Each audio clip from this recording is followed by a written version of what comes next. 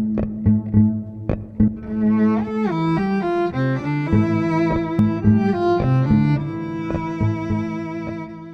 Elizabeth's Hospital was built 150 years ago as a model for the treatment of the mentally ill.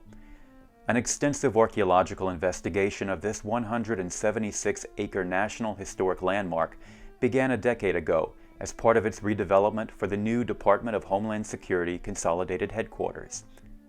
On-site findings by the archaeological team include Native American camps, a plantation built by colonizing settlers, and several farms that might tell us more about the district as an agricultural area.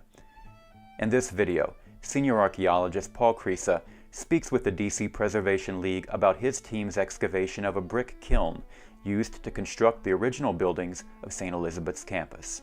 We've been doing archaeology at St. Elizabeth's campus since 2005, and we're going to be doing archaeology out here as long as they're constructing the Department of Homeland Security's Consolidated Headquarters campus on site here. At one of the test units, I'd like to point out a couple of the strata or layers of soil.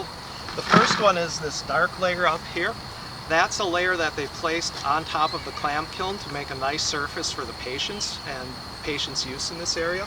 But more importantly is this red surface. That's actually pulverized bricks.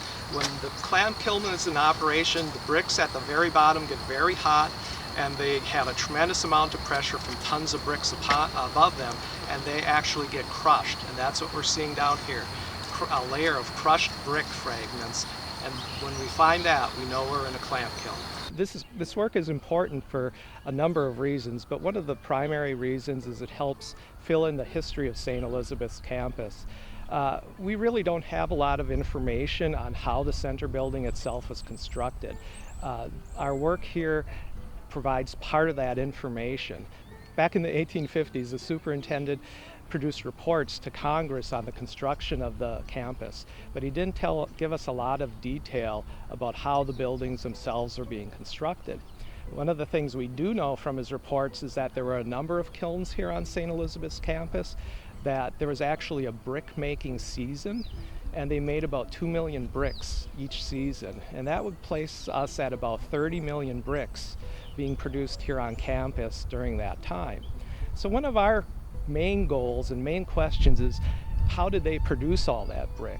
Those bricks are very, of course, integral to constructing the campus, and a count of about 30 million bricks really tells of a very massive process. Until about the 1880s, 1890s, there were no commercial brick making facilities in the area.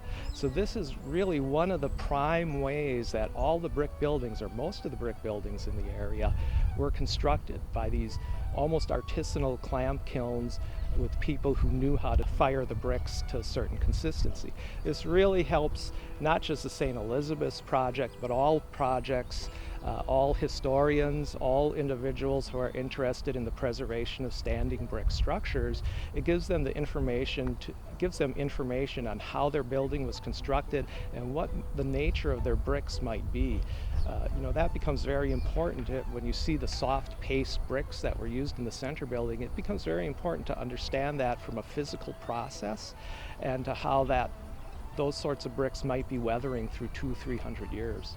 So I have a couple of examples of bricks from here at St. Elizabeth's campus. This really orangey brick, that's the brick that was being made in these clam kilns in the 1850s. It's a very light brick, it's very porous, it's actually very sandy.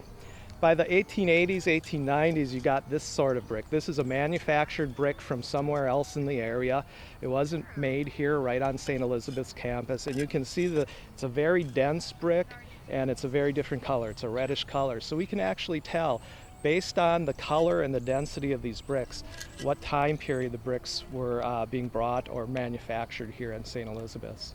One of the reasons why we care about why archaeology can inform us about various populations that typically don't have a lot of information on them, and that can be populations such as enslaved African Americans, poor people in the 1850s here in the District of Columbia. These are people who don't have a written record about them. At our project location here, it's the mentally ill. there isn't a lot of information about the lives, the daily lives, and the experience of the people who are patients here at St. Elizabeth's Hospital.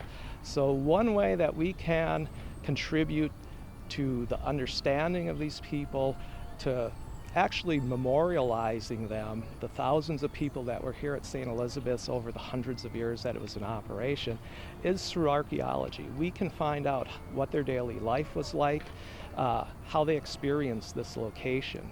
So that's, I think, one of the biggest reasons why people should care. It's part of their history, and it's part of a history of individuals that, in a sense, the mainstream of history has forgotten.